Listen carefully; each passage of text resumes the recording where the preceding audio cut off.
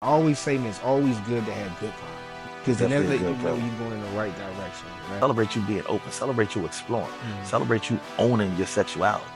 So to find your kink kind of came from that. The best show would probably be when I spanked the girl on stage in front of like 1,000 people at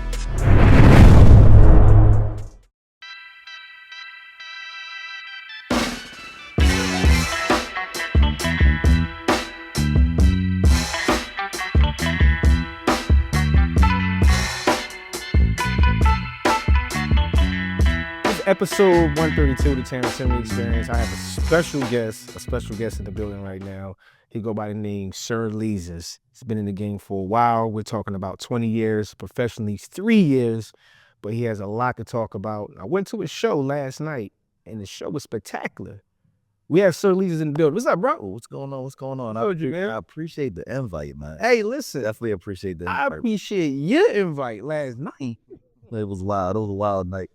Hey, listen, so I wanted to bring something up that you didn't probably know. I met you, it was probably like 3 years or so. Yeah. We met at the bar. Yeah. You remember that? Yeah. And I remember meeting with you, you know, you going into that transition of success. Yeah. And you was really about to take off. And then as I saw, it just started to get, you know, you really took it to another level. Snowball effect. Yeah, snowball effect. And I was just like, wow, man, like you really doing your thing. Now look where we here, right? Yeah. Elevation. Yeah. Yeah. So, you know, you being in the game for so long, especially for 10 years for BDSM. Yeah, I've been the lifestyle for 20 years. I got into BDSM about 10 years ago. 10 years ago. Yeah. Okay. How did that all start? So the lifestyle, you got to take it back to day one. So there was always a woman. It was your girl. Always, yeah. She introduced me to the lifestyle. We went to a private party, and it was a swingers party. But back then it was more like, it was just kind of like a freak off type situation, if I got to be honest. And she know I was comfortable. We would, exhibitionists, just do regular stuff like, getting head in the car, stuff like that. And that's the exhibitionist for people that don't. Yeah. So most exhibitionists like to do stuff to where maybe you're outside, you're out in public. A lot of it goes with the thrill and the rush of being in a place you're not supposed to be doing something, and the possibility of being seen by somebody. So that rush is what drives a lot of people that are exhibitionists. Let's just say you're in the bathroom in a public place. You know what I mean? You're doing something frisky in a restaurant. You know what I mean? You're in the car and you're driving, and your partner is, she's leaned over and she's going to work while you're driving. You stop at a red light and you look to the right or the left to see who's looking at you. You know what I mean? So we had that type of relationship. So she was comfortable inviting me to a party and saying like, hey, my friend's having this party. I know you will be comfortable going with it, just your personality, whatever, and you were interested. So we went to the party, and it ended up being one of the wildest nights I ever had, still to this day. And this was 20 years ago. Wow. Like, it was one of them 7 a.m. type situations. Yeah. So it was wild. So was it non-stop, non-going? So it was a situation to where the owner of a club happened to be in the lifestyle, and he was dating one of her friends. So the friend was younger. And he was like, an older guy, to have money and all that. So, they like to date younger women, of age women. Right, of age. Yeah, let's say of age. We got to say that now. Of age. So we went, so we got the invite and we went to the party. And when I say everything was going on, it was like a genderless party. You had, girl on girl, you had girl on guy, you had trans on girl, trans on guy. Like, it was just everything. And I'm sitting back like, okay, you done got me in some sticky type situations. Like, we were just there. Yeah. Right. And there was no pressure. No, you didn't have to participate in anything, but there wasn't no hesitation on the people that showed up because they were familiar with that party. And we went after the club closed. So it was a regular club. And after the club closed, we went around like maybe 1:30. We hung out for a little bit, and then people started showing up. So the party didn't really start until 2:00 in the morning. So that's how I got introduced to the lifestyle. But even my first party, I saw aspects of BDSM being demonstrated at the party. There's somebody in a cage or somebody getting spanked. But my first introduction in person were women that were dominates and dominatrix, and they were topping men or topping women. So, and most were white women. So I saw it, I sparked my interest, but it wasn't until I got acclimated into the lifestyle and I kept seeing it consistently, kept seeing it. And then I started gravitating towards, the areas where it was happening at, just to watch. Mm-hmm. And I'm like, okay, I like this. I And like you got into it. Then I got into it. That was me going down the rabbit hole. So you were a central sadist dominant. Central sadist pleasure. Central sadist pleasure dominant. Pleasure dominant. Okay, so when it comes to the pleasure aspect of it, right? That's your pleasure in the dominant aspect. Where I saw that night, because last night when I was there, they were pleasured. Yeah. But you was in a dominant presence at that time, right? So that's the energy exchange. That's the erotic power exchange. Oh, that's what that is. So I specialize in erotic power exchange. How does that so walk me through that? Like, okay, so to break it down from my title, so sensual, say I'm a sensual person. Okay. Right? My engagement, it's a lot of energy transfer. Mm-hmm. And there's a high sensual side. I want to connect with the person, I want to be seductive. I want to tease the person. Right? So when you add the sadist side, the sadist adds the pain part, the inflicting pain. Right? So a sadist is a person that gets pleasure from inflicting pain. So that's what like these are, right? Like these. So that's more sensory play. This is sensory play. All right, so that right there. This right here. That right there. Yeah, right there. That's impact play. All right, so this is when you like so these spikes right here. So now that's a little bit more intense. So I would always start with the flat side. But if someone is a heavy masochist, which means they get pleasure from receiving pain. So the higher on the scale of being a masochist you are, I can do more stuff to that person. Wow. So you might be at the stage of, you think about it, most of us have smacked somebody on the ass while they were being intimate, right? Yeah. So how that person responded to you is going to change how you interact with them. You smack a girl on the ass, she turns around and calls you daddy and say, do it again. Right. Yeah, you right. Man, you want it. She turned like, yo, bro, what's up? Like, what type of time you want? You see what I'm saying? But everybody responded.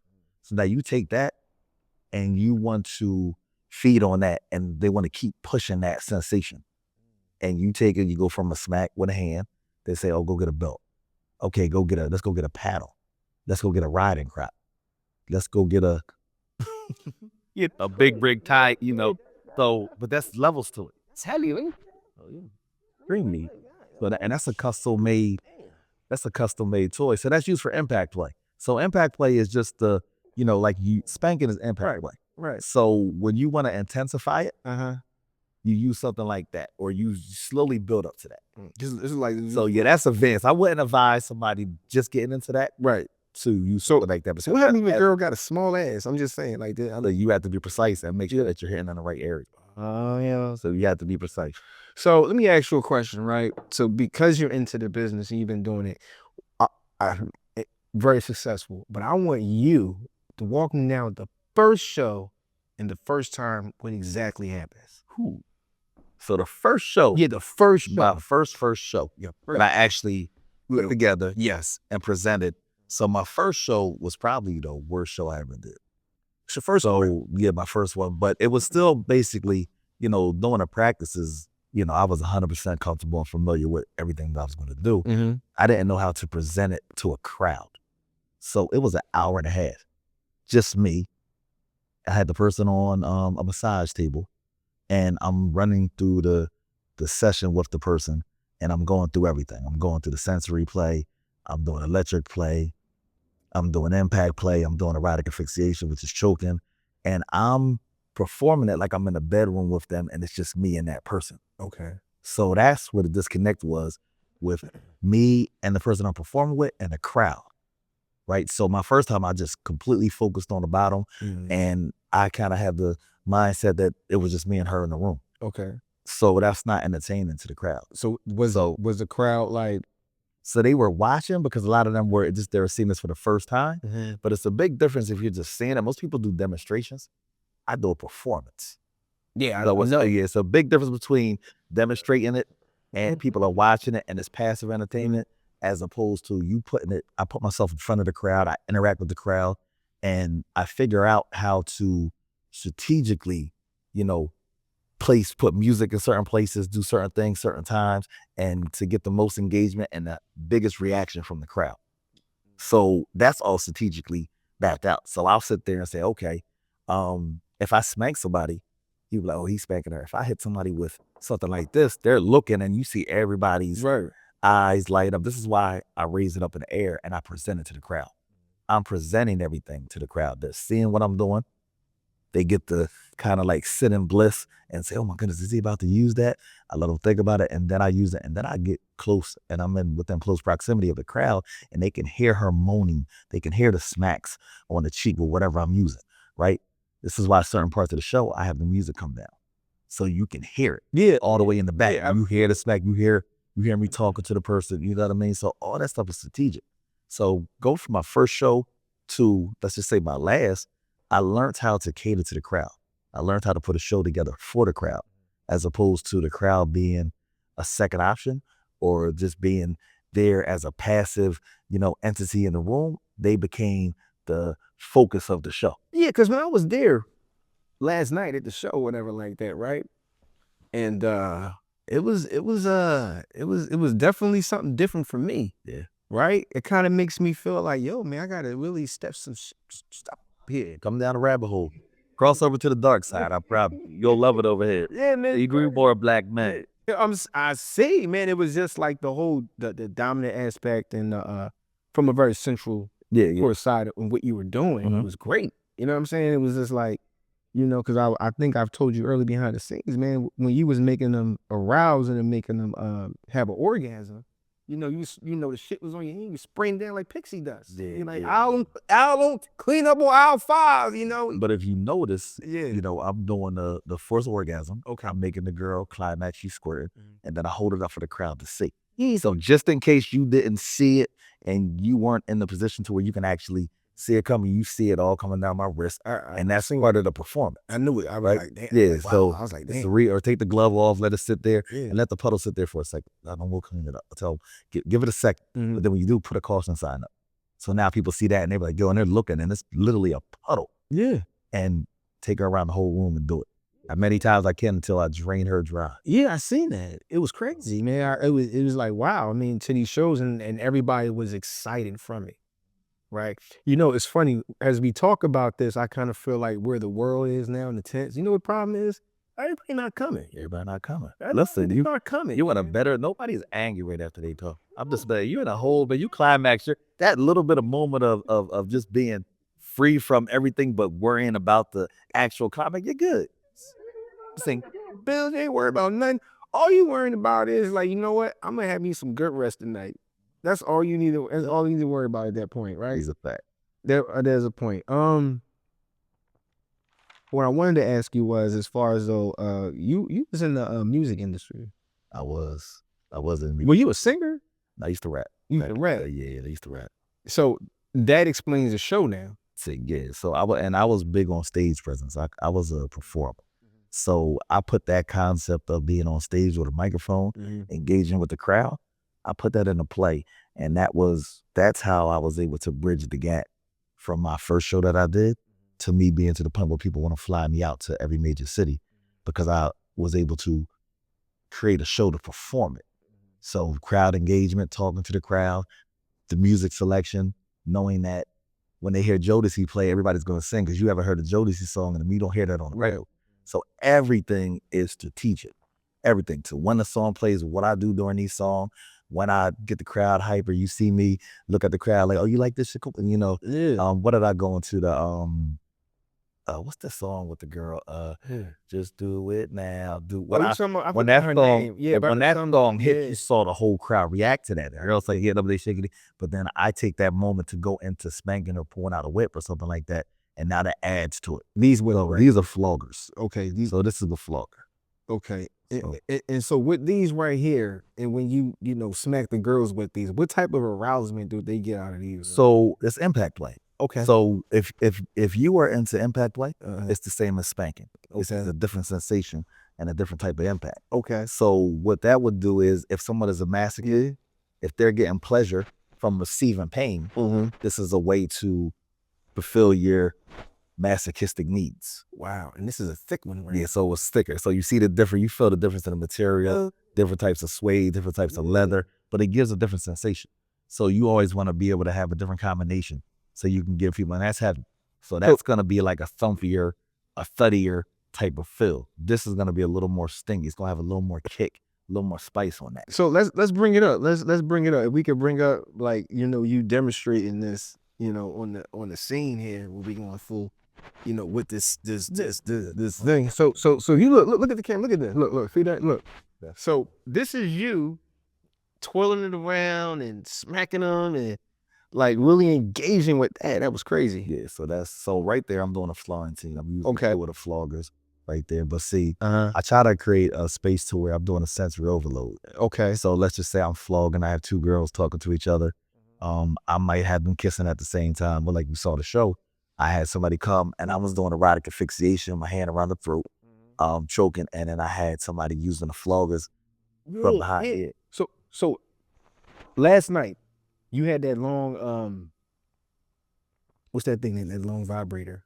The wand. That's what that's called. The wand. Yeah, the wand. Okay, I'm learning. I'm educating myself. Yeah, that was a wand. It was a vibrator. That's a vibrator. That thing was huge, right? But when you were using it, right, and then the girl would bend down, and then the other girl would use it, and then what I'm doing is I'm creating a sensory overload. Okay. So so first thing, when you come to my show, we get consent from everybody. If you consent to being engaged with, you put a rose on. So anybody that had a rose, they were already consenting to be engaged with. So I can identify who has gave consent to interact with the show. So once I see somebody and I see the energy is there, I take the wand, I hand it to them, and I tell them to put it on their, put it on their vagina and hold it there. Now, I tell the person that I'm actually engaging the show with to do a Kegel. Okay. See, I tell her to do a Kegel and hold the pussy and don't let it go till I tell you. Okay. So she's doing a Kegel. The vibrator is on her vagina, right? My hand is around the throat and I'm spanking her.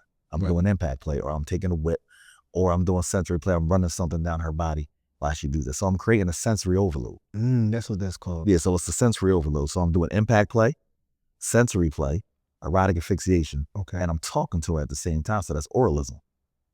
That's what that's called. Yeah, so like it's like the sounds of, that's like the sound of, that you make to where when you make a love to somebody from the back and you hear the and that turns on people. Or the girl was giving crazy oral and it's the glop glop sound that turns you on. Or Cardi B and that macaroni and the macaroni. So but that's the sounds and stuff, but though that's part of oralism, because you're turned on by those sounds. So even a voice, right? Girls like, oh, you sound sexy, or this is that, or like, phone sex operators. You call people and people have certain voices that turn you on, but all that plays into it.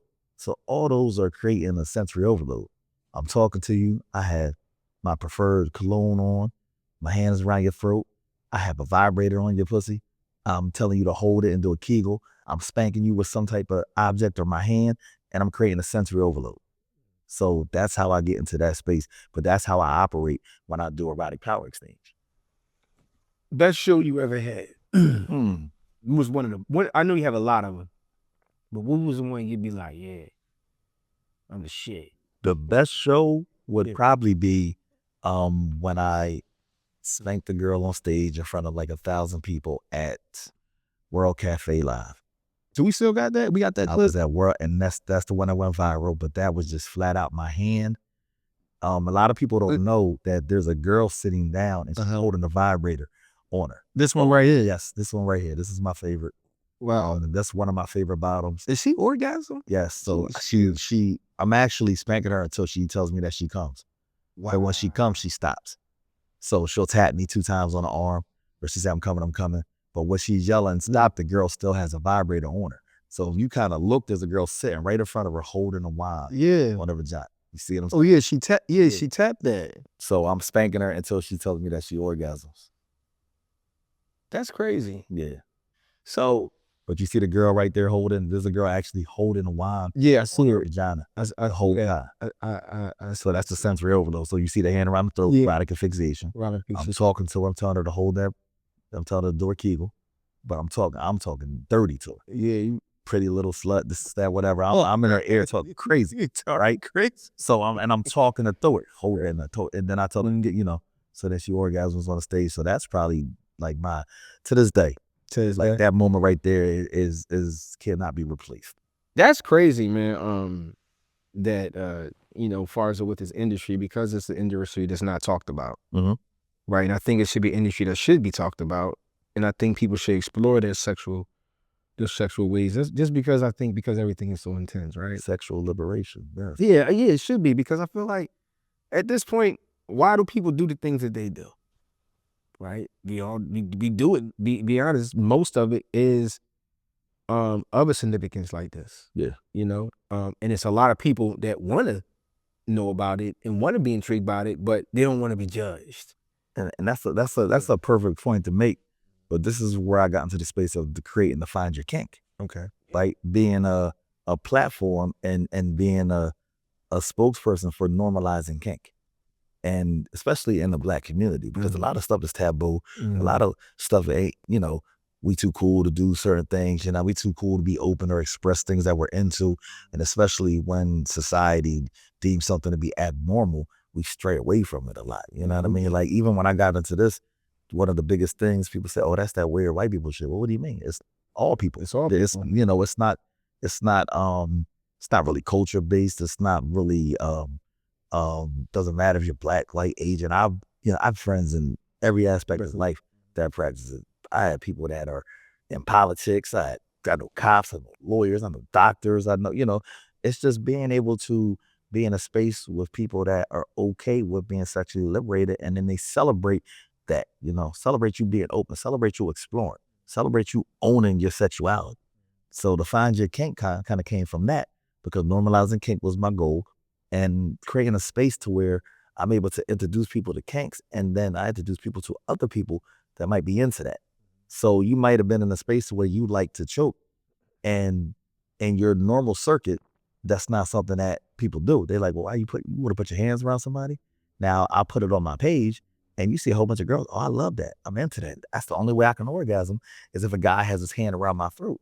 And now it becomes normal because you're seeing other people, and now you feel a little more, comfortable with it. Yeah, so you're more comfortable with it, and you're okay with like, okay, maybe I can have this conversation with the person I'm dating.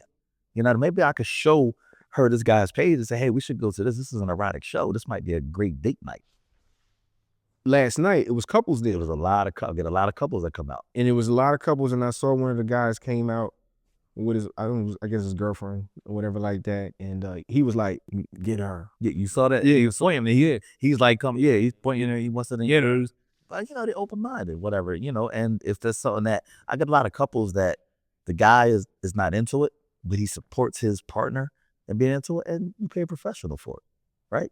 So I get a lot of bookings from married couples. They gotta do it. Yeah, so everybody is. I mean, I'm not saying they gotta do it, but it's like at some point y'all gonna be together for a very long time. So at this point, you gonna keep doing the same thing. Yeah. I think that's why sometimes, because they're not, and that's what, as far as with marriage, right? That open communication base, right? Whereas though, y'all growing together, but sometimes you can grow in two different separations, right? Yeah. One person's going one way and going another way. You got to be willing to be open-minded to what another partner wants, right? I mean, nobody wants to just keep doing it missionary. 30 years missionary. And you think you're going to learn, or you're going to allow her to go to a space to do something with somebody perfect, and you're going to do it. Or she going to go find out on her own. So, yeah, and that's what they do. And I've seen that. I've seen girls come to events and say, I was supposed to come with my partner or whatever, or he came and he didn't really like it, but she wants to continue. Next thing you know, she comes back by herself, and I'm like, hey, where's your partner? Oh, you mean my ex? Now she's here. Now she's in my inbox trying to book a session. You know what I mean? Yeah. But you got to think, there's so many people that have not been exposed to this, right? Because the community, to me, it's big because I'm all over the place and it seems big, but it's small.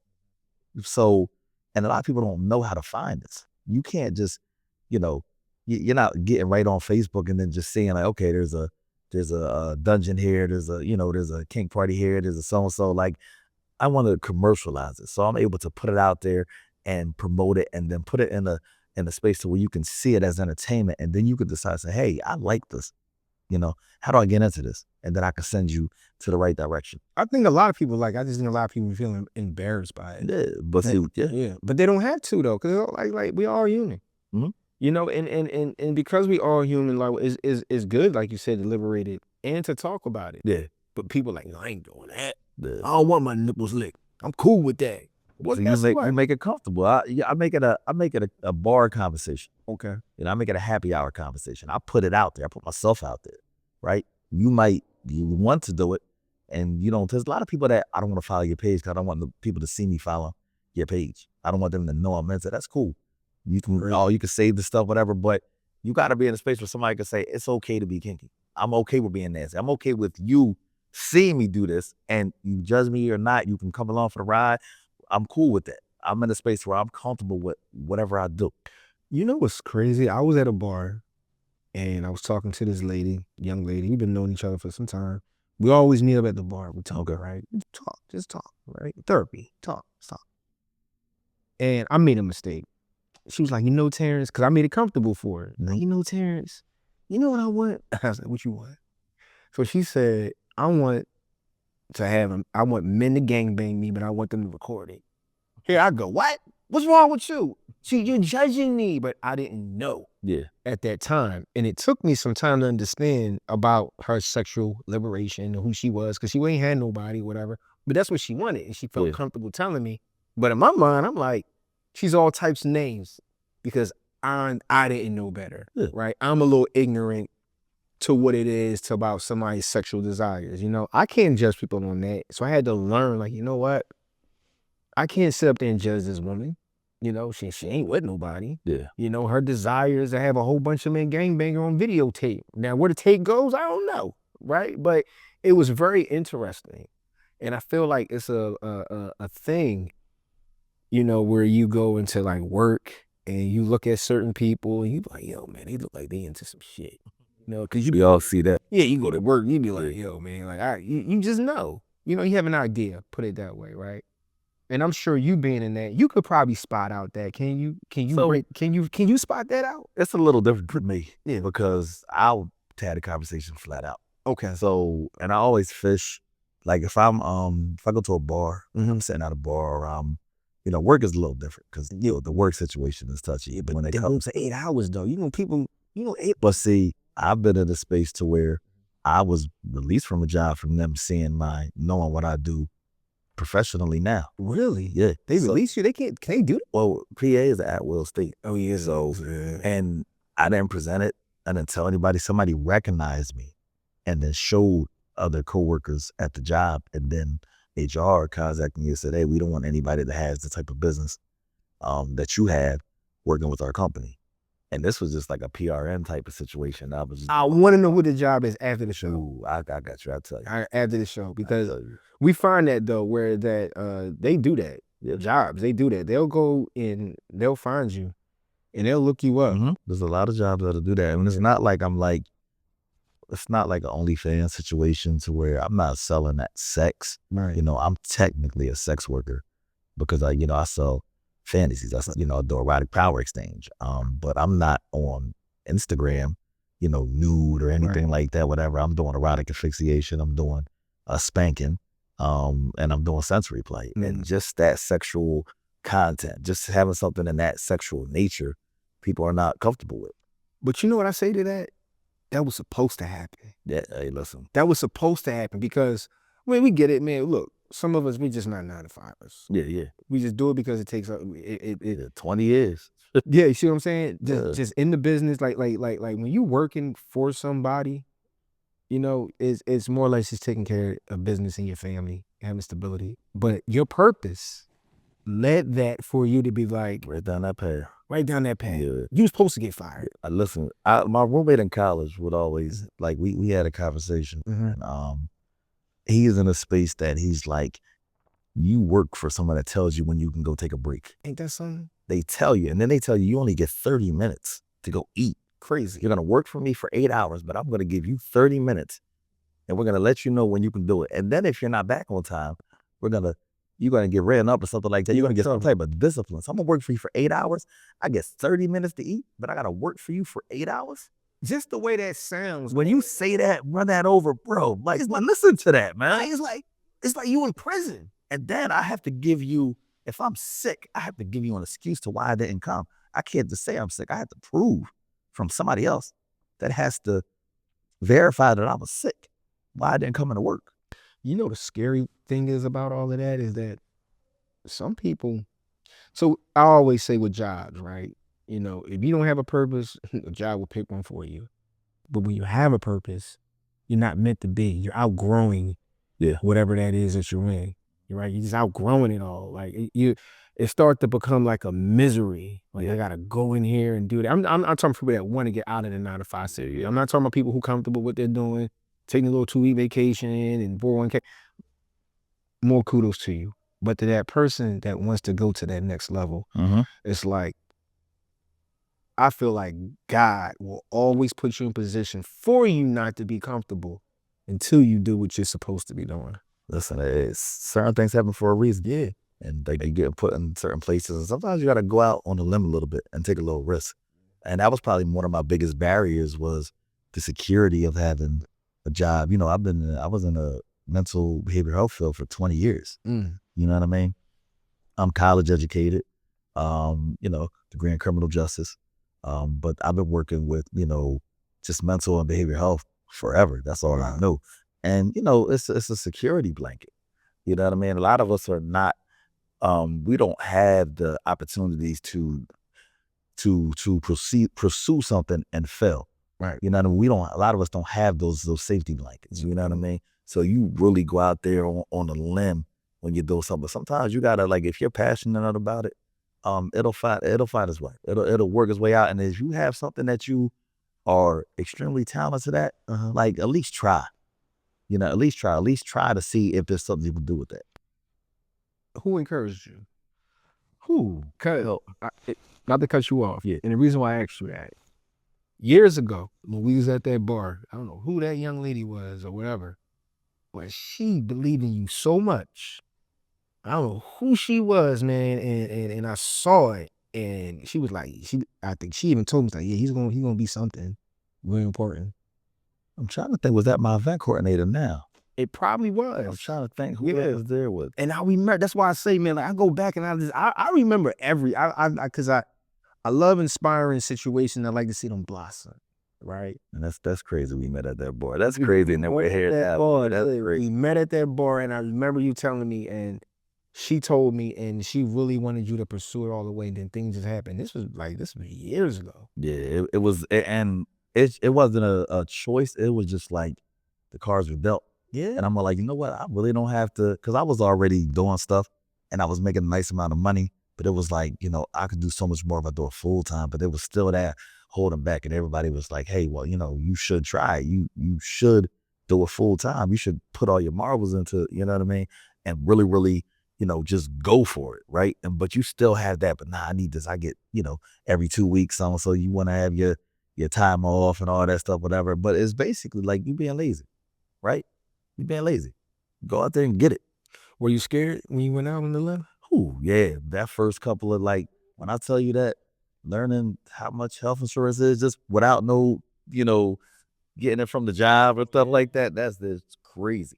That's definitely crazy. Or not knowing when you're going to get a book. You know what I mean? Because you can say, okay, I'm going to go work for $40 an hour, and you know what you're going to get paid every 2 weeks. I know. I might have, in a month time frame, I might have 8 bookings, I might have 3. And then your money changes. You see what I'm saying? So that's probably the most scariest thing with being your own business. And then, you know, my business, my brand, my likeness, that's part of my business. So I have to nonstop, you know. You know, I can't just do 8 hours and then that's that. It's 24/7. It's 24/7. You know what I mean? And there's so many different angles. And just being aware when you're a walking brand, things you can't do, learning as you go, like, hey, I got these type of liabilities, you know, I have to protect myself this way, but then I got to continue to push out there. Like, I have a whole system that I do from Monday to Thursday when it comes to promoting myself, putting stuff out. Nothing is random. Everything is mapped out, sit down, and I do everything strategically to the time that I post stuff. Or even when I say, hey, I'm going to go to have a drink, I specifically go to specific areas so I can increase my brand, show my likeness, and speak to people. There you go. So, yeah. I'm going to tell you that. The bar that we was at, that's what I was doing. Because of course. Yeah. Right?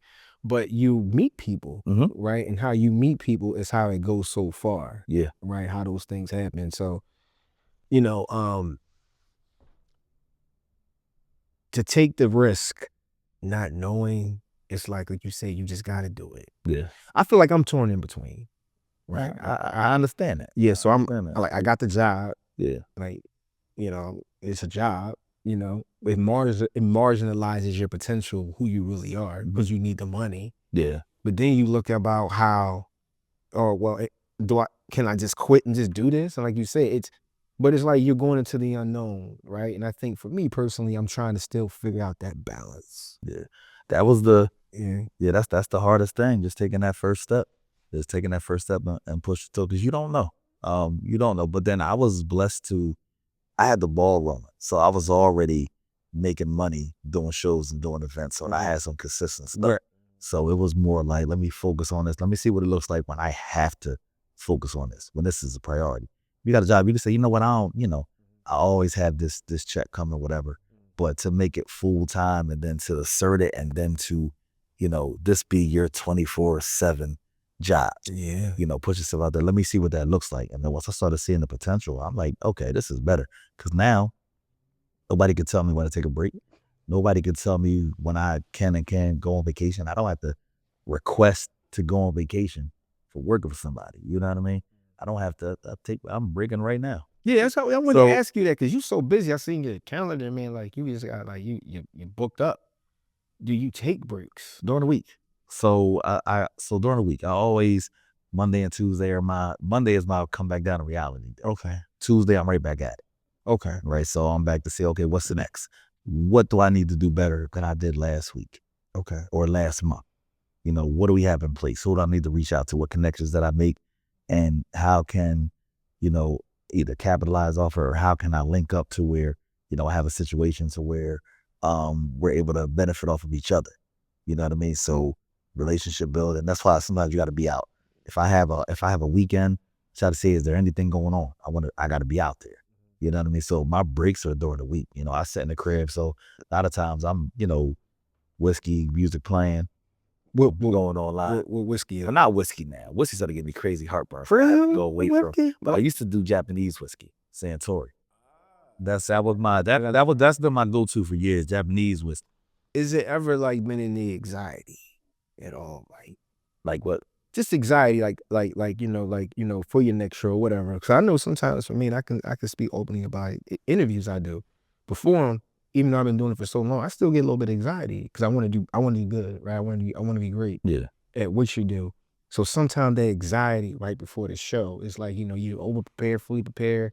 To me, no. Have any anxiety? Nah, see, because I was a ball player and then doing music, so I've been in front of big crowds and stuff like that. So, and this the space that I operate in, and just my personality, that's just not how I'm programmed, right?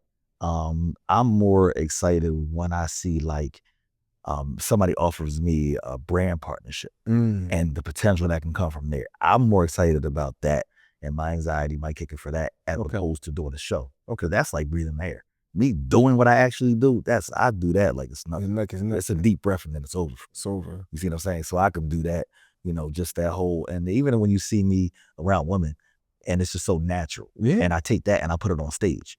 You know what I mean? I can be around someone for 3 minutes and you would think that I've known this person for a year. You see what I'm saying? Yeah, it's just being able to read energy and stuff like that. That's what so that part of it, no. When it comes to things that I'm new at, which are like sitting down in a business meeting, making sure that I get everything out of that meeting that I need to. Okay. Those are things that might put me in that space because it's stuff that I'm learning as I go along. And I got to backtrack, and I hate having to backtrack and say, I hate to be in a space and say, I wish I would have known this before I did this. Right. Yeah, but it's like you didn't know, so how would you? But see, you still but you do your research, you do your market research. Right. This is what I'm learning. Like if I'm gonna meet with somebody, I need to find out as much information so I'm prepared for that. Right. You know what I mean? So I don't make the same mistakes. Even with me doing brand recognition and learning how to do that, if I would have knew what I knew now back 3-5 years, I would be that much farther in my career. But it's one of them things, you show me something once, I'm on it. I need to know. So you say back in your career, but think of it like this though. I always feel like things always happen in divine time. Mm-hmm. Right? because of what happened if you did want to know that. Maybe, I'm just saying maybe, mentally, you wasn't ready for all of that. Yeah. So it had to be now. It had to be where it's at, where you at now. Because sometimes you can have a rush and have that huge success, and then you may not be super ready for it. Yeah. I always feel like it'll be ready when it's supposed to be ready for it. And I grinded for this. I started from spanking butts in a hotel room at hotel parties to performing at City Winery, performing at that's crazy. Exotica, one of the biggest expos, Southern Pleasure Expo, one of the up and coming big expos, Hito, performing the Hito. This will be my 4th time performing. When is that? When is Hito? Hito is July. I think the weekend of the 13th, the week. So I'll be in Hito for a week. Where's the Hito at? Jamaica.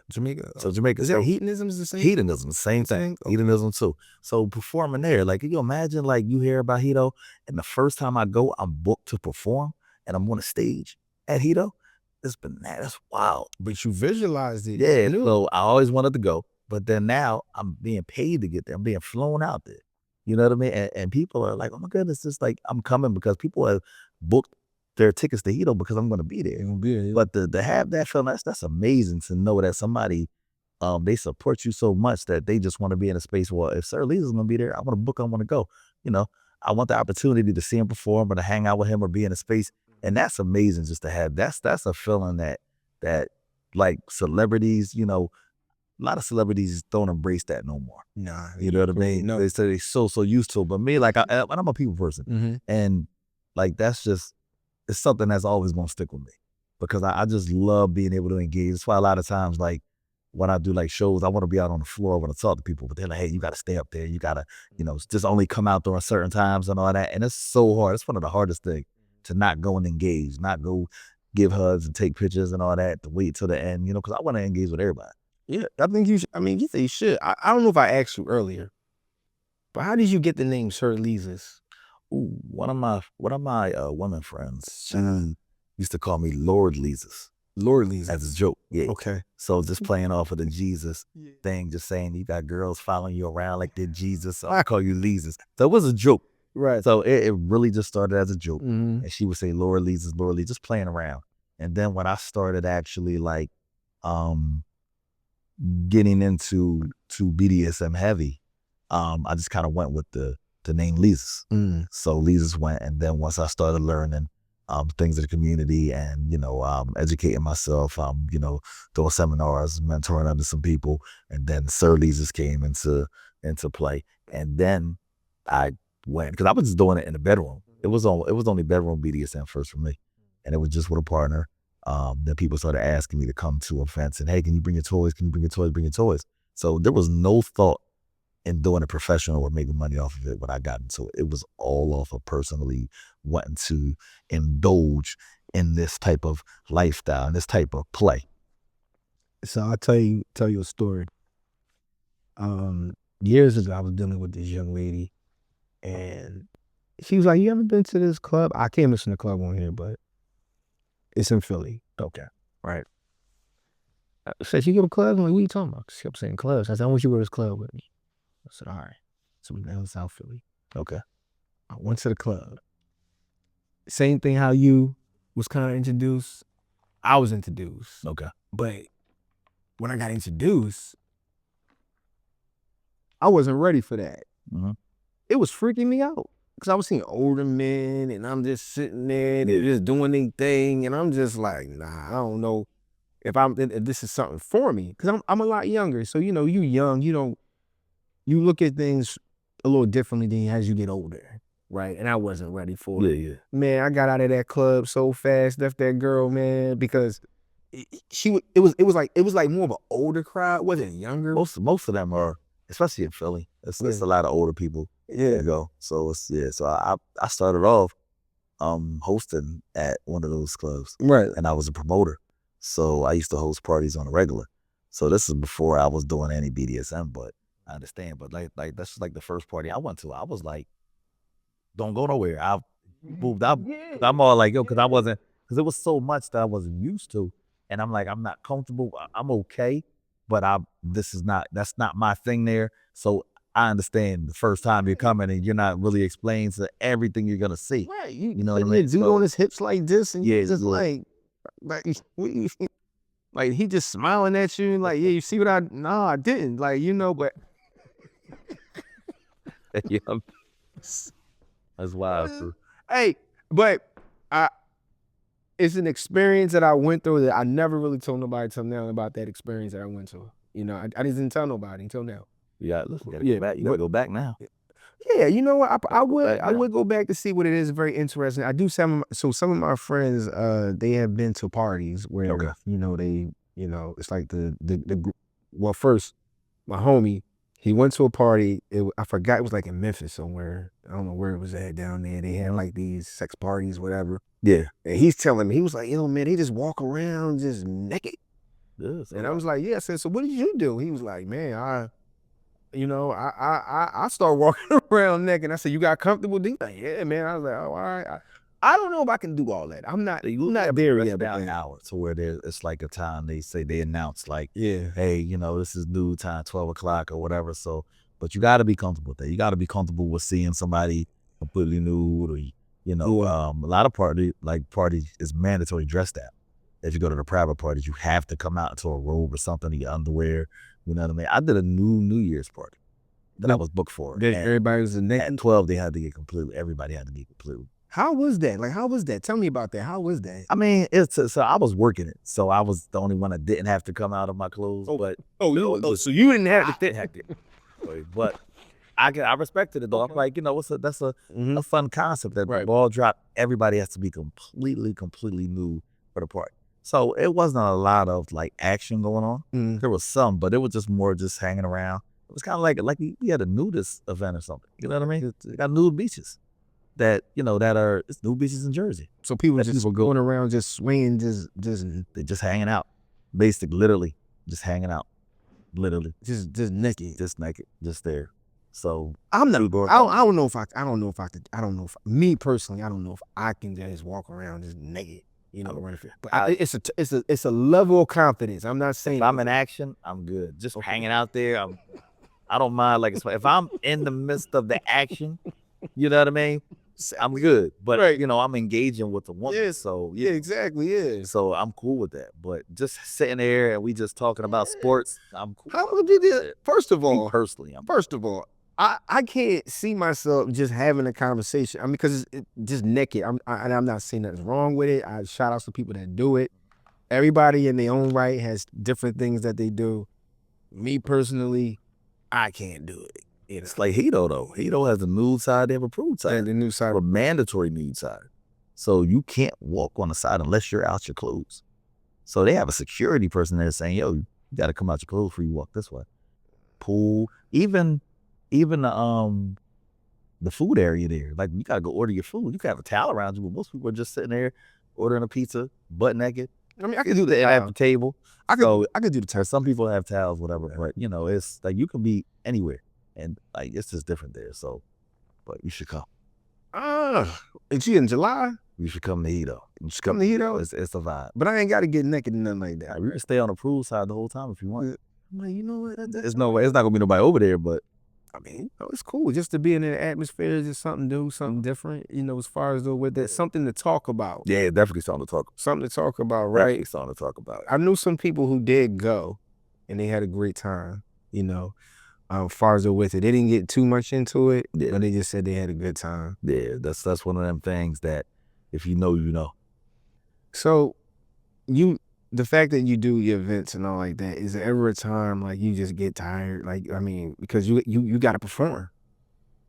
Do you ever feel like, I'm tired today? I just don't want to do this today. And how do you overcome those things? Nah, because I got an obligation. If somebody booked me, I got to stand on me honoring this contract that we put together, right? And so it's just like, Jordan dropped 50 when he had the flu. You see what I'm saying? So it's that concept. Like, it's been times to where, like, I had a tear in my shoulder. I walk in pneumonia. But, 30 minutes. I just got to give you 30 minutes. I can pull it together for 30 minutes. You know what I mean? I would literally have to be on my deathbed. But if I'm able to stand up and make it out that door, I'm going to perform. But then I take time to rest energy-wise, physically, mentally throughout the week. This is why, like, I don't do any casual stuff. I don't do any random play, anything like that. Everything is based on somebody books me. And even with like my sessions, I probably have about 82 pending sessions. Wow. I'm not jumping to do like when they come, when I have the mental space, when I have the availability, I'll start reaching out. And, you know, I might do like, hey, let's do 10 at a time. Let's reach out to 10 people. You know what's crazy? So we've been talking, and the one thing is from the point of when you was booking to where you at now to like, I take my weekends off, you know, my weeks to get myself recharged. Yeah. To whereas though before, you said you didn't really have that many, you know, bookings or whatever. But now look, right? Yeah. You know, I always call them, man. I was watching this show, and it was like, and I remember what the guy said. He was like, man, these are good problems. It's definitely a good problem. They're good problems, right? I always say, man, it's always good to have good problems. Yeah. Because then you're going in the right direction, right? You know, even when I find myself doing my podcast, sometimes it can be overwhelming, you know, but I say, these are good problems. I'm glad that I had these problems. What you do, you learn how to, you gotta put stuff in different compartments and be able to, you manage yourself. Yep. Right. You manage your stress, you manage your peace of mind. Right. And you have to take time for that. Because we're typically programmed to work Monday through Friday, then you get your weekend. Right. It switches when you have to choose that. You know what I mean? And, you know, we're programmed for people to tell us that. Even like with school, you know, you wake up, you go to school, you learn certain days, do recess. That's supposed to be your peace of mind when you're a child. You go to recess, right? You get your mind off of school, then you come back and you go back in and learn. Yeah. Right? So identifying things that you're able to use to, you know, to honing your own personal energy, to hone on to your mental health. You know what I mean? Whatever your preferred things. It might be somebody smoking. It might be drinking for somebody. Me, like gaming. I'm a gamer. I can sit in front of the game, put some headphones on. Don't call me, you know, I don't want to sit on the phone with you. I want to focus on the game. And I'm able to enjoy. It brings me peace, you know, and I'm okay with that. You know what I mean? But people have to respect what you use to ground yourself. I think some people don't understand that, you know, especially if you're in a relationship, right? You know, I've always, you know, being single, Black, and, you know, being a Black man, being single, you know, this is my relationship. I get it. You know, this is my marriage. And I tell people all the time, I was like, you could be third party, but just know that I utilize so much of my time of this, and I may not have so much time for you. And it's not that I don't want to, but I'm going somewhere. You know, I'm going. Yeah. Right? You say like I'm going. Yeah. And it's like, it's going to take a strong individual to know that, you know? We could be cool, but to be in a relationship, and I always tell people, man, can you really be in this storm with me? Because a lot of people can't. Right? You get off this roller coaster than me, you're like, whoa, it's a lot. Whoa. I don't know if I can get back on there with Terrance. It's crazy. So, yeah. I mean, I understand that because I have two partners, right? So, you know, I'm poly, so I do have. You got two. Yeah, I have two women partners. Okay. One is in New York, one is in Connecticut. Okay. But they come along with me for the ride. They come to the shows and all the stuff, whatever. And it's the thing you got to understand. They understand when I'm busy, understand when I'm doing contracts all day. Hey, I just want to chill. Hey, you know, but I'm with partners that they add to my peace of mind. There you go. You see what I'm saying? So I don't need the route, my attraction to them is different. I mean, they're beautiful. Right. You know what I mean? We have strong sexual attraction, mental, but the fact that they align with how I create my peace is why I'm able to excel with them. So let me ask you that, you being poly, right? And a lot of people say they can do poly, right? I don't think so. You got to be built for that. Yeah. You got to be mentally built for that, right? And do you think financially you have to be built for that as well? I mean, it depends. Because if you're in a space, but people have different expectations. Okay. Like it might be a space to where they're expecting you to take care of them. Or it might be a space to where I make $100K, you make $100K, she make $100K, now we make $300K. You see what I'm saying? That's a whole better situation than living off my $150K. I like the fact that you do that, because I think most of us, I mean, be honest, being poly behind closed doors anyway, right? I'll be open. Because you know when you a high driven person, a high driven man or woman, whatever the case may be, right? Yeah. You know, it comes with attraction. It comes with what we do. You know, and it's like, yo, like it's going to be people that like me. But I think that people don't want to have those uncomfortable conversations for them. It's uncomfortable for them, not uncomfortable for you, right? But if you can withstand it and be a part of it and be honest, like, look, you're not the only one. You know, and it's like some people like, well, I want to be monotonous. I want to be in a relationship with one person. It don't work like that. Not for everybody. Some people are monogamous, and it's 100% okay. Some people practice ethical non-monogamy. So now me, I don't know. I don't want two people being mad at me. I think I would drive myself crazy to have like. You got to do communication, boundaries, and expectations. Okay. So you have to align it, and then you have to make sure that the people that you're dealing with, they're on the same journey that you are, and they operate in the same space that you're operating in. Gotcha. So, and everything is not perfect, you know. It takes practice, it takes work, you know what I mean? You might have situations that, you know, worked with two people that you dated in the past, but don't work with the next people that you meet, you know what I mean? So it literally boils down to communication. And then people that are familiar with it, because sometimes you might, you know, you meet people that have been in the community, have dated probably before they understand it. Sometimes you meet somebody that's new. And as long as you're upfront and you give them the option to choose to, you know, indulge in what you're indulging with, and you give them that option, because a lot of times we take that option away from them. Right. You know, we do stuff behind their back, we do stuff on the low. Right. Or we just say, you know, by the time we introduce it to them, we done already built the situation. So I want to give anybody that I come across that I'm interested in, they need to know everything in the beginning and make a conscious decision to continue to invest time. And my partner, she'll tell you that. That's one of the things. She'll, you know, I always say, hey, listen, you have to choose to continue. This is what it looks like. This is what I do. You have to make that conscious decision. All right. So would you bring a third girl into the mix? If it worked out. So also me being a dom, I have a space to where I have submissives. So that might be a different relationship. Wow. So like, let's just say I'm interested in a submissive in a different area, and I might need stuff that they can provide while I'm in that area. They might want to service me, and that's a different type of relationship. So that may not necessarily be bringing them into the fold of our poly dynamic, but I might be bringing them into our life, and she is a submissive to me. That's crazy. See what I'm saying? So that might be the case. But the third might be, I can have a situation, because right now it's kind of like a parallel. They know about each other or whatever, but I deal with one on this space, I deal with one in that space. Okay. Now I might end up adding the third with one of my partners. Okay. Like, let's just say my partner in New York, she might meet a girl and say, hey, you know, I met this girl, we vibe, so I want you to come, you know, let's hang out with her. So, and then we might have a relationship with somebody we might just be dating, somebody we might just be playing with, and it might be the same situation for the other one.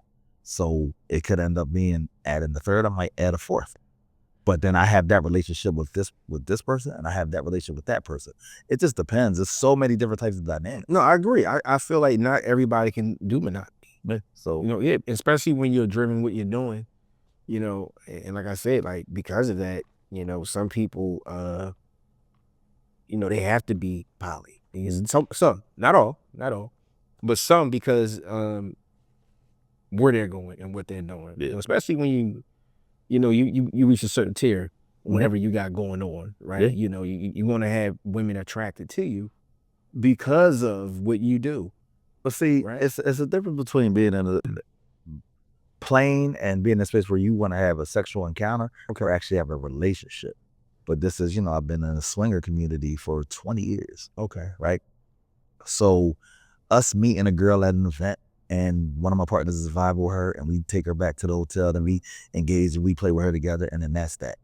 That's nothing, though. Right. You know what I mean? My partner seduce more girls than I do. Wow. So there's nothing to do that, but invest in time, invest in energy, having a connection with that person. That's a whole different story. So having patience. Yeah, so I mean, the patience is, I mean, I guess having patience, but then you have to choose to invest time, because it's a difference if we're just engaging for an encounter, right?